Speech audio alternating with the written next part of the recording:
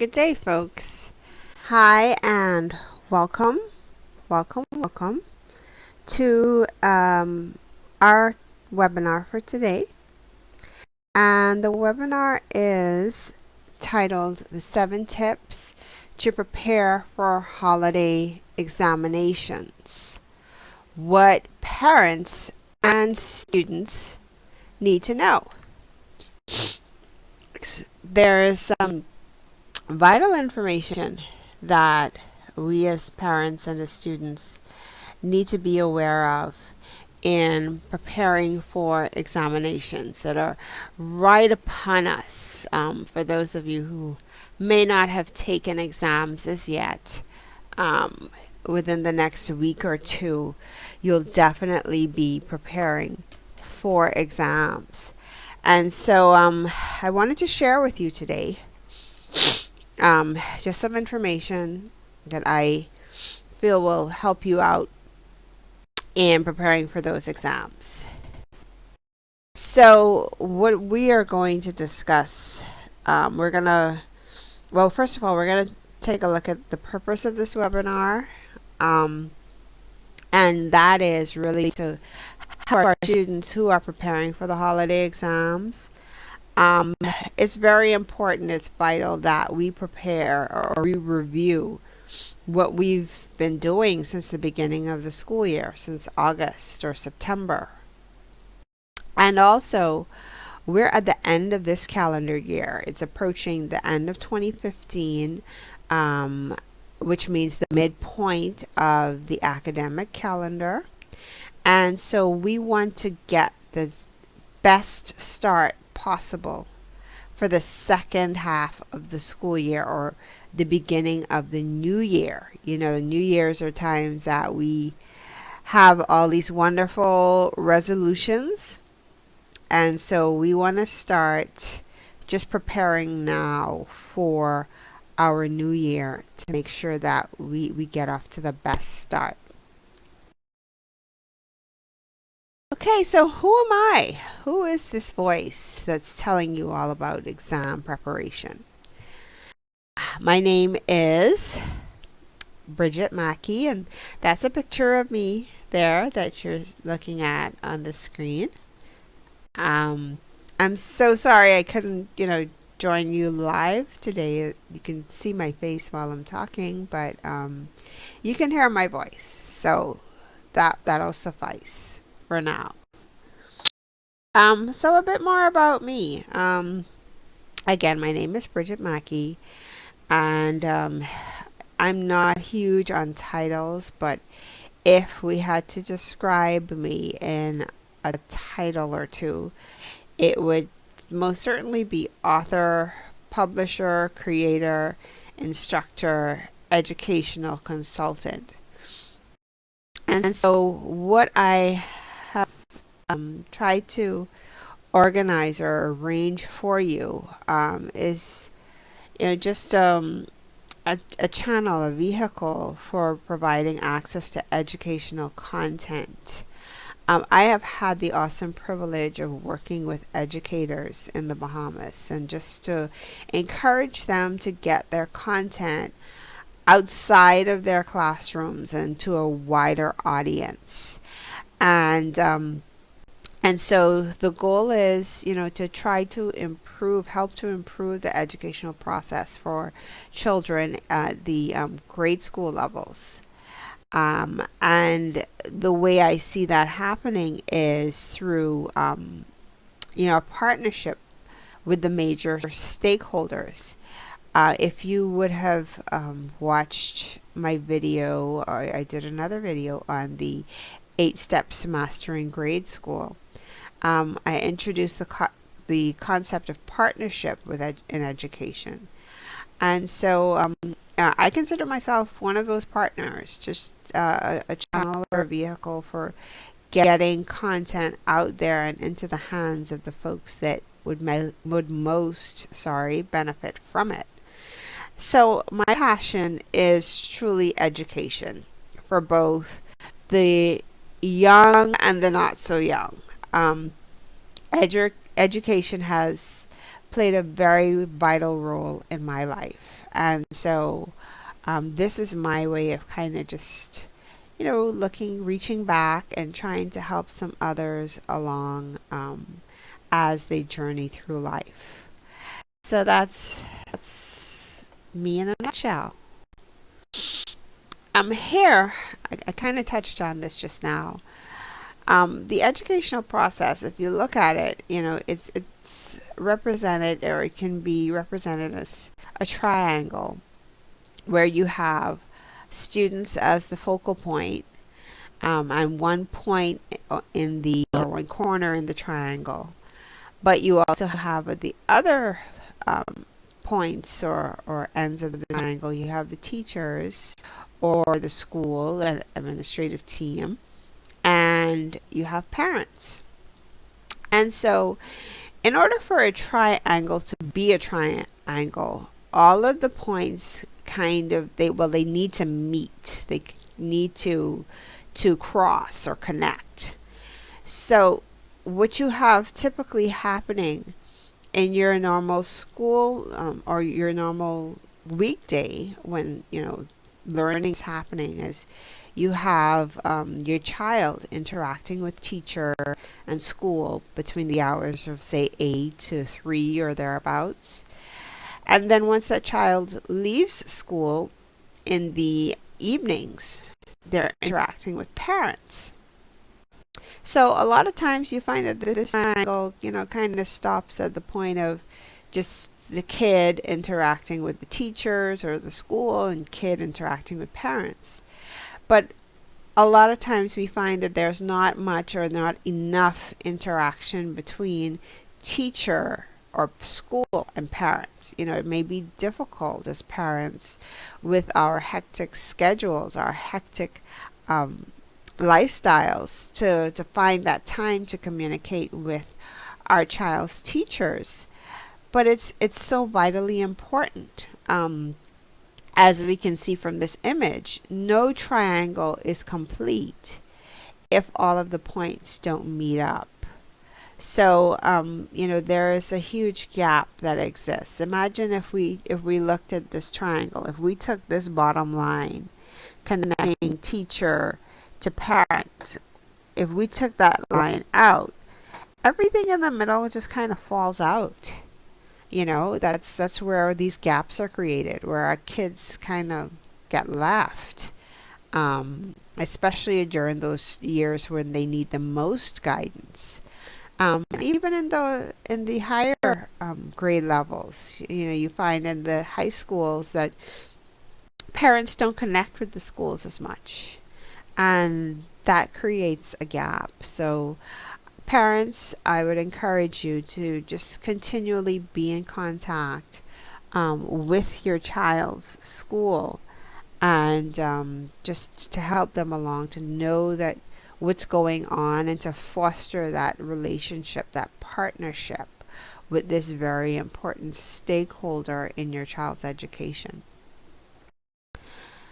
So let's get on to part two of our webinar, and this is where we go into the 7 tips for preparing for these holiday examinations.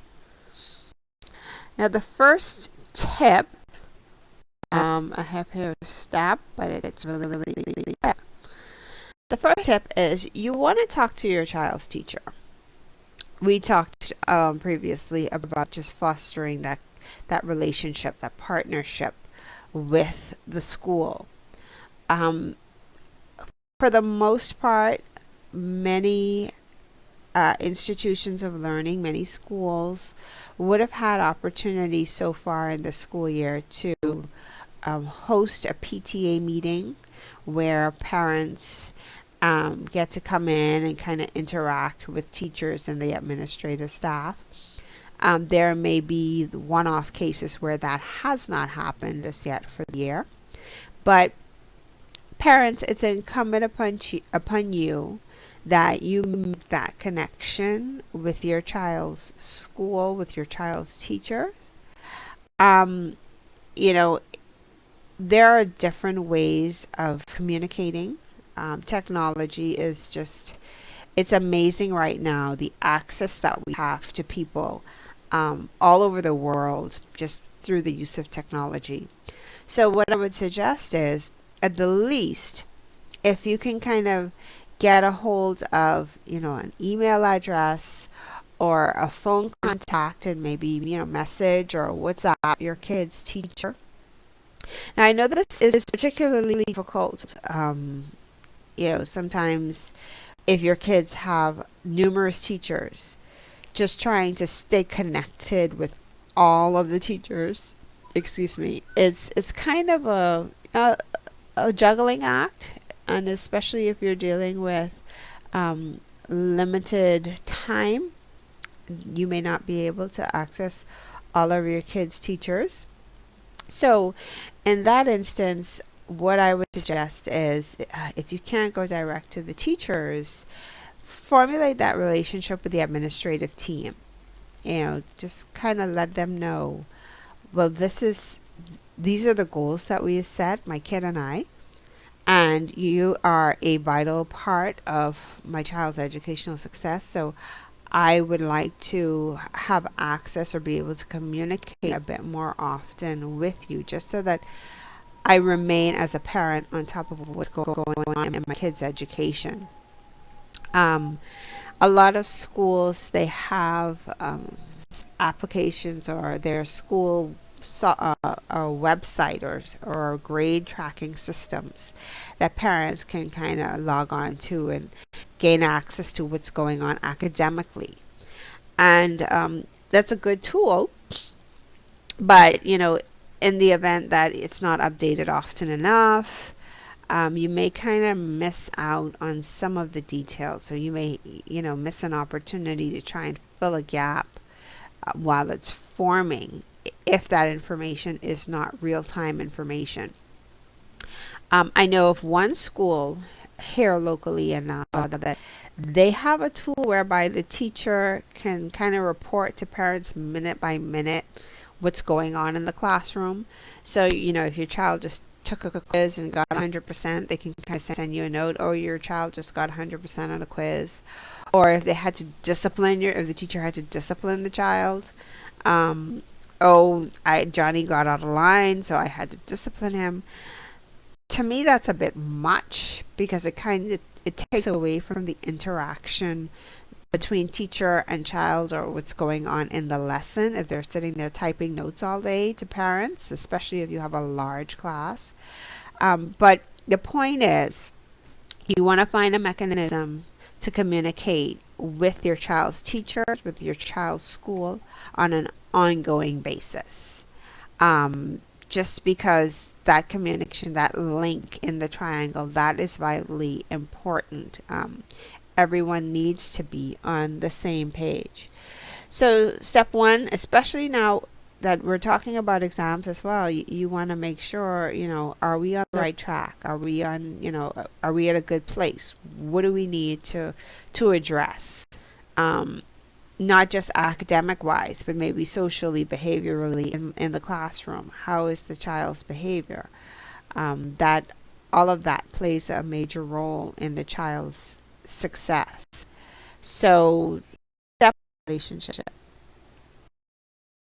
Step two, or tip number two, is get the examination outline.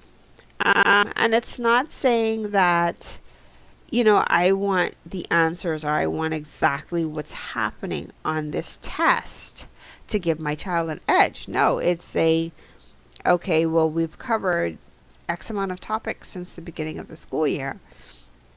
Let's get a breakdown of everything that was covered, so that we know for the exam what we're faced with. We're not missing out on anything. So now I know there are schools that they do not necessarily believe in giving an exam outline. They believe that that is kind of cheating. So in the absence of the school giving you an outline, go back and identify all of the topics that were covered from the beginning of the school year up until now for each subject. Okay?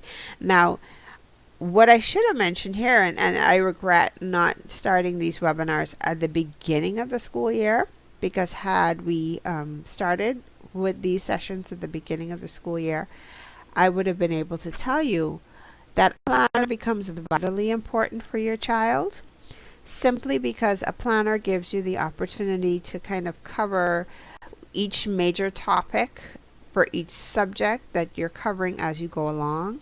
So it makes revision a lot easier, because then the child can just go back to the beginning of the school year in that planner and identify, okay, well, we started this major topic first day of school, 3 weeks in, we were on to major topic number 2.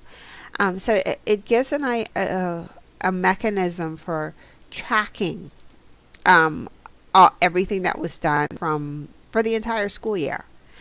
And I think I mentioned before that I worked with a teacher. I currently work with a teacher who's produced a planner system from the primary level straight up to high school, that makes all of this planning and organization so much easier, so that when it comes time for exams and outlines and review, all of the information is there once the kid, kind of takes advantage of it.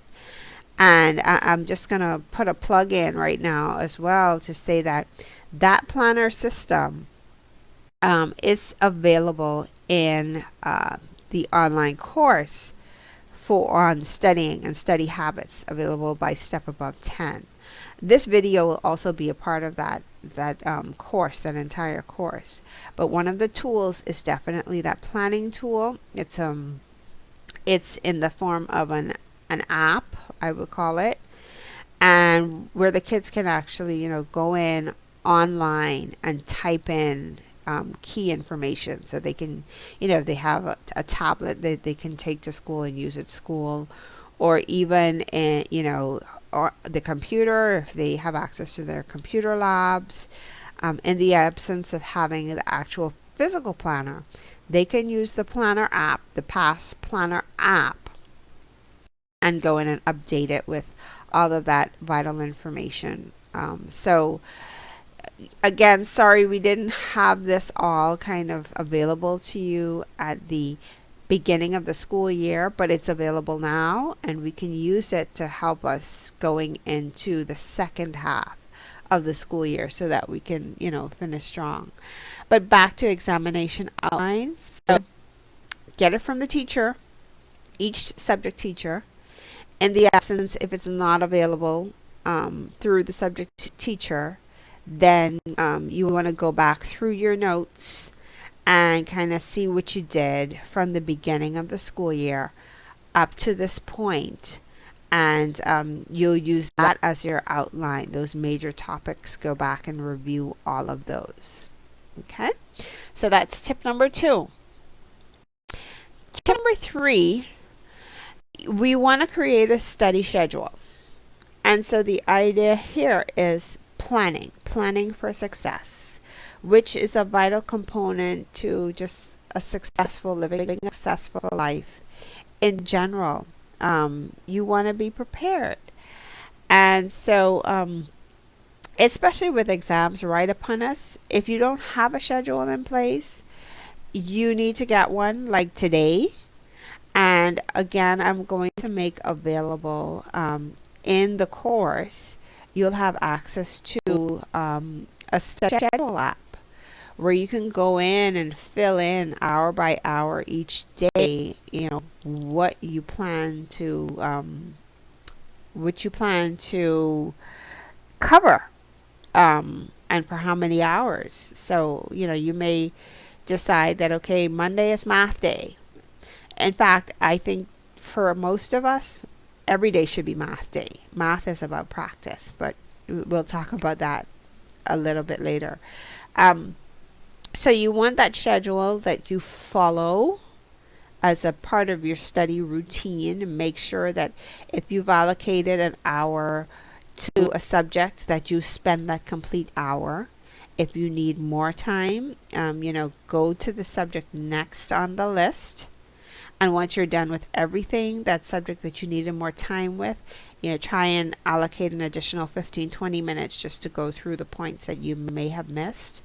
But definitely I suggest at least 2 hours daily you want to allocate towards study. At this point, maybe more, and possibly 2 to 3 topics also on a daily basis. Um, so the study schedule, again, the app will be also available in the course.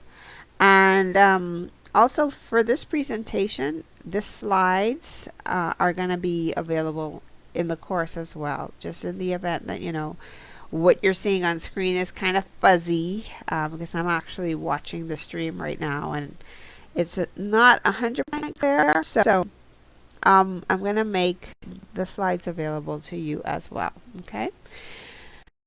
Our next slide just kind of shows a little illustration of what that schedule should look like. You don't have to use mine.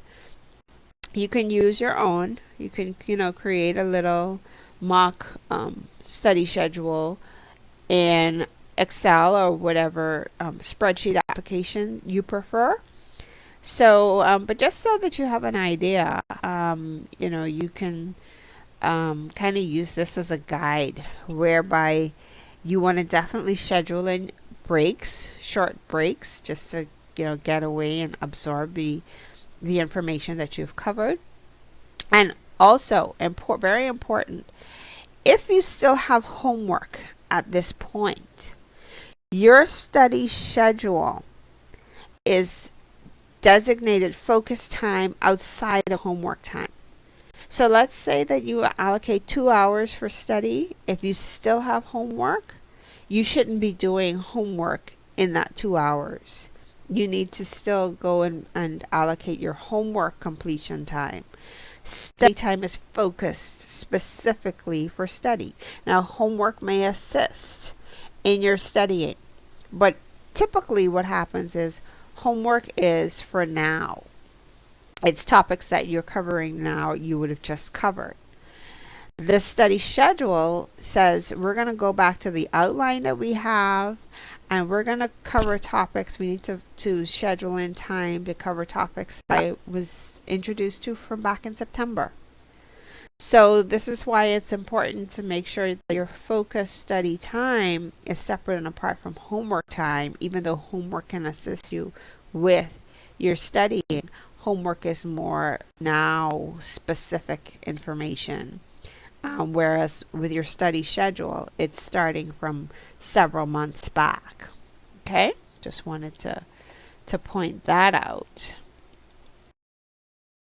Okay, we're on to tip number 4. Now, not every school at this point has holiday exams. Some schools will skip holiday exams altogether for whatever reason. So what I suggest in the absence of holiday exams, still use this opportunity for assessment time to assess where you're at this point in the school year. There's a lot of information that you covered from August or September to now. And, remember with school, especially with grade school now, you're building, you're establishing some building blocks.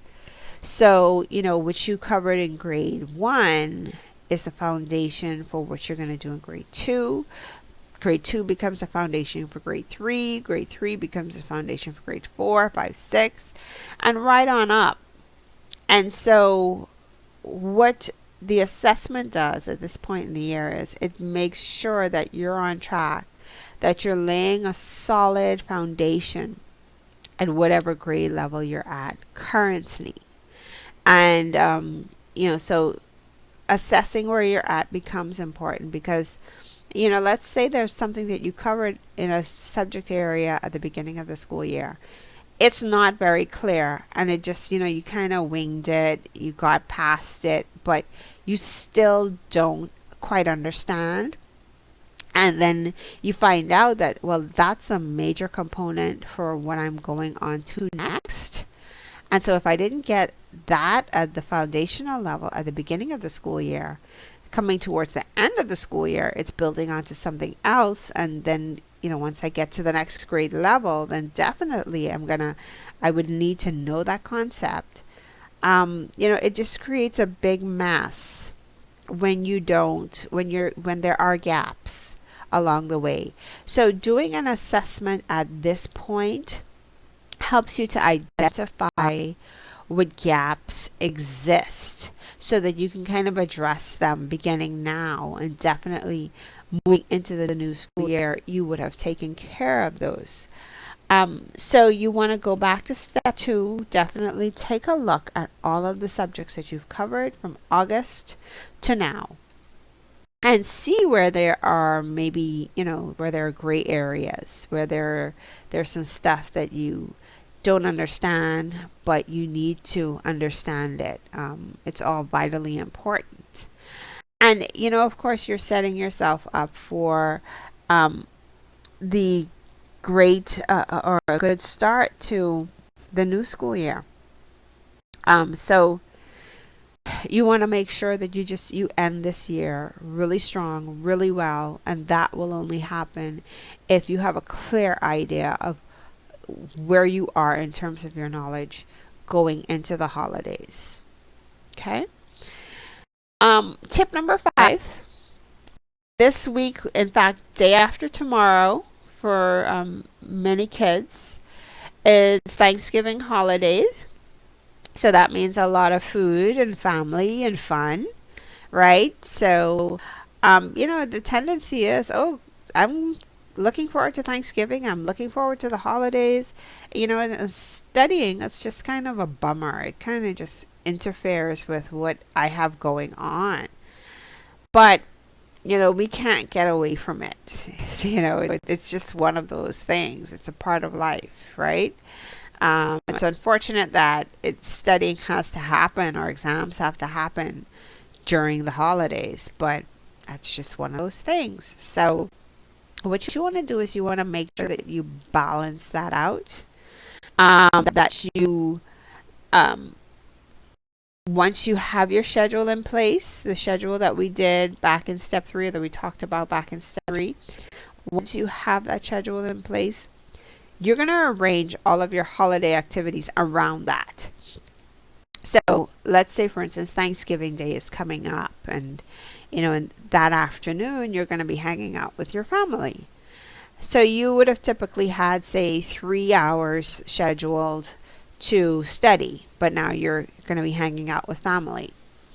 Well, what you can do is at the beginning of the day, maybe very early in the morning, you get up and you study for the 3 hours.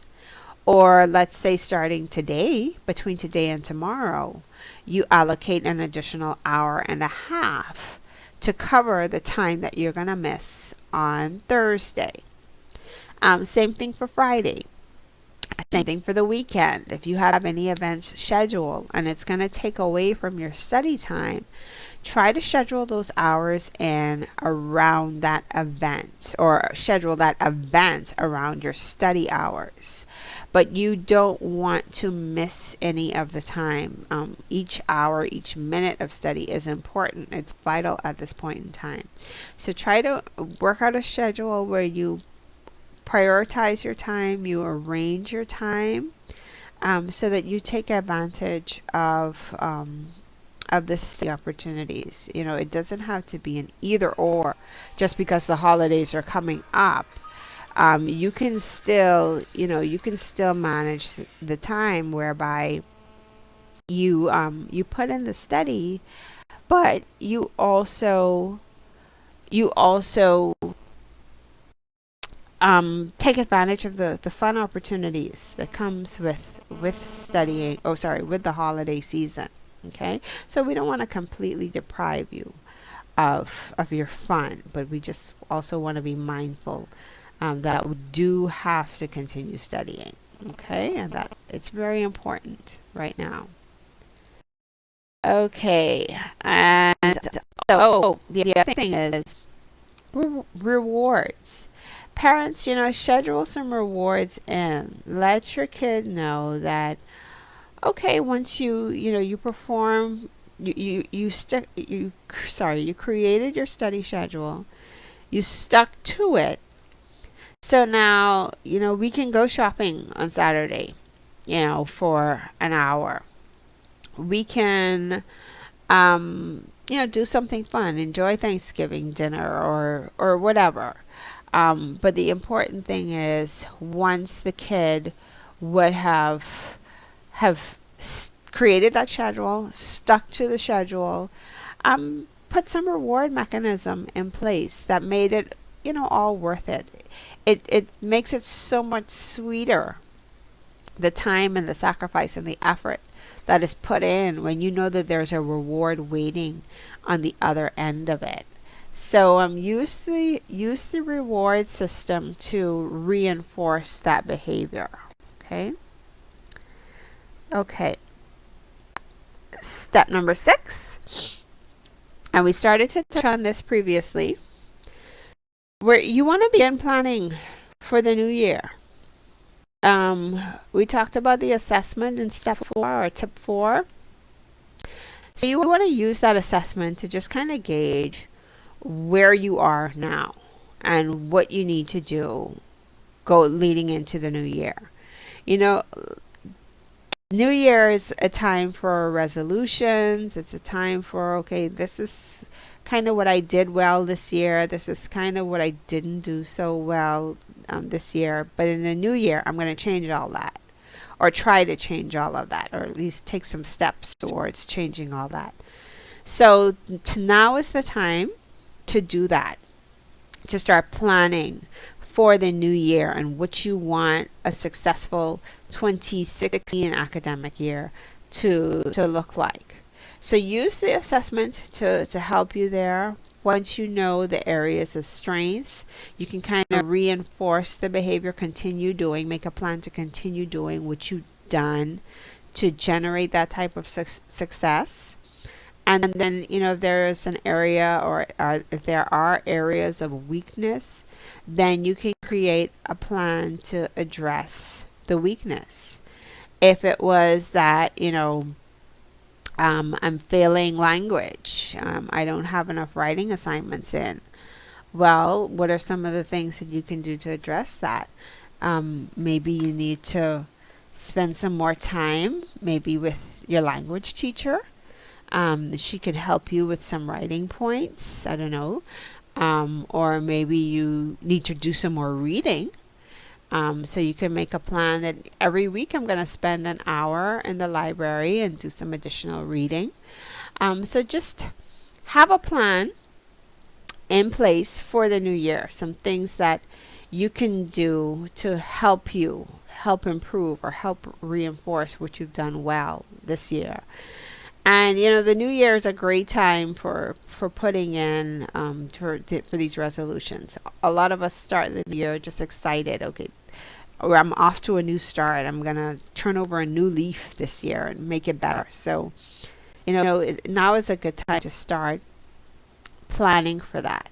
Think of what you want that report card to look like come May or June 2016, or the type of comments you want to hear or your parents would like to hear from teachers come 2015, 2016, and start working on that from now, really, so that when you get to the end of the school year, those goals become a reality. Okay, so we're gonna move right on to step number 7. And step number 7, you want to make sure that you have the right tools. I talked previously at the beginning of this session about, the past planner system. I talked about the study timetable. Those are tools that are necessary for exams. But also, what you need to do at this point is you need to go back and evaluate. Do I have all of the material that I need in class? Do I have all of the texts that were kind of prescribed for me at the beginning of the school year?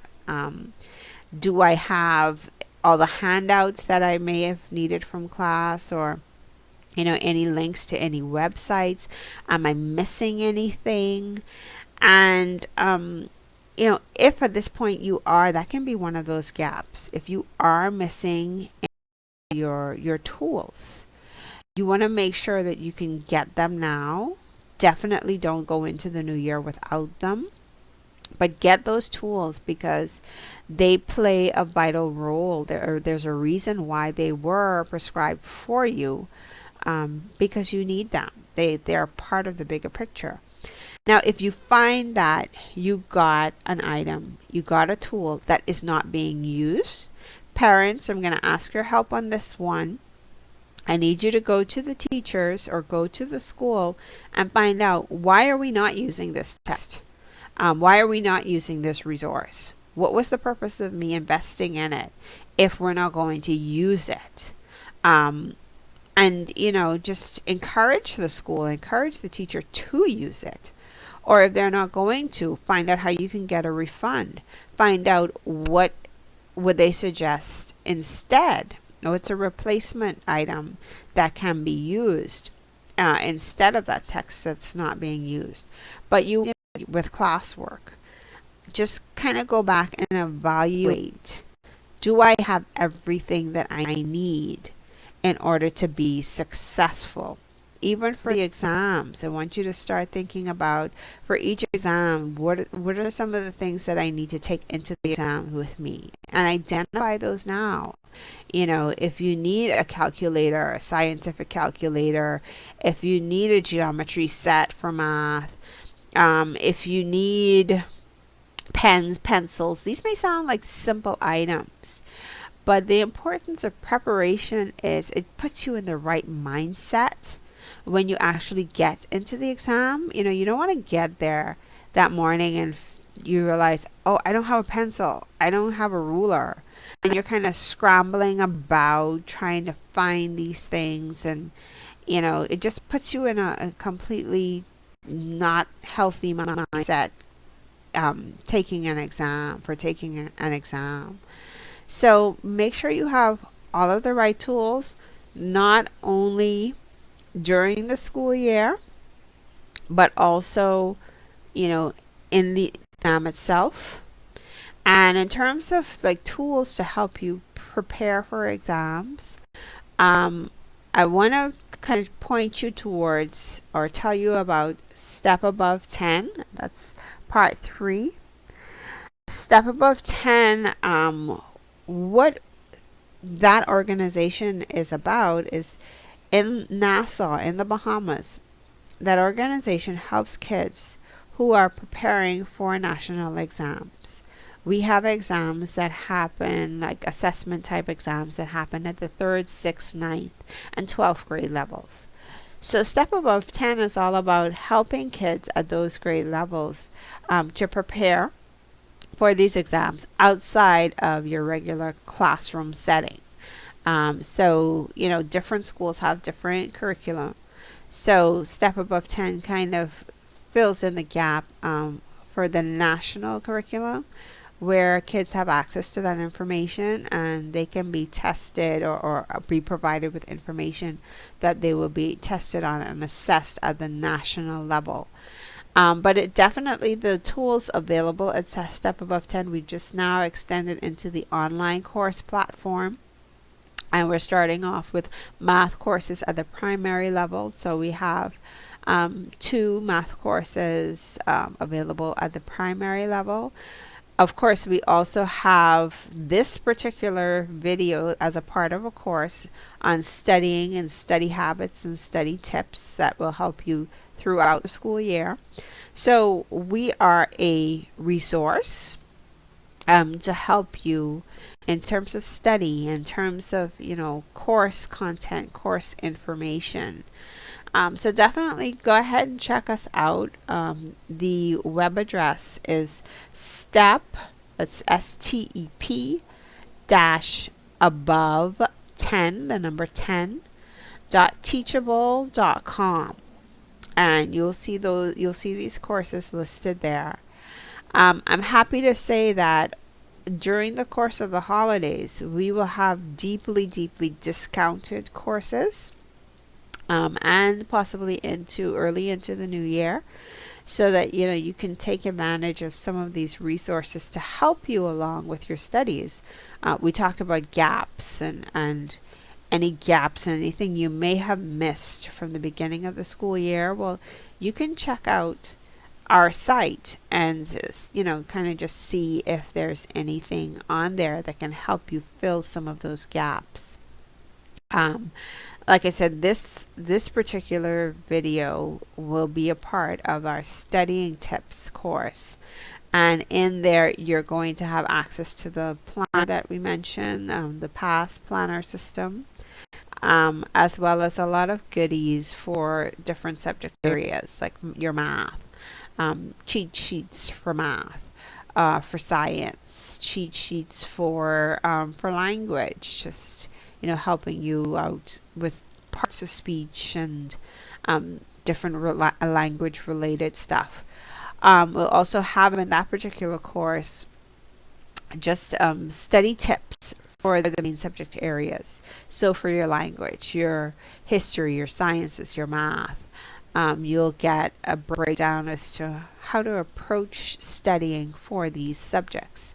You'll also get the study schedule template, as well as the study outline.